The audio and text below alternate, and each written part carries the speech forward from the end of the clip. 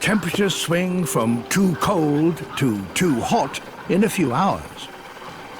Birds can't sweat and pant desperately to keep cool.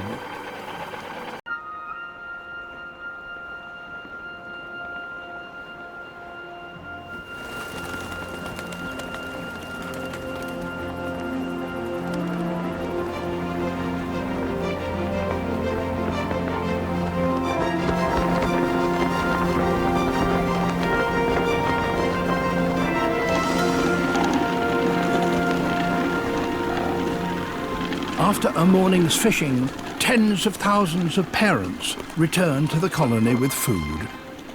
The first problem for families is to find each other.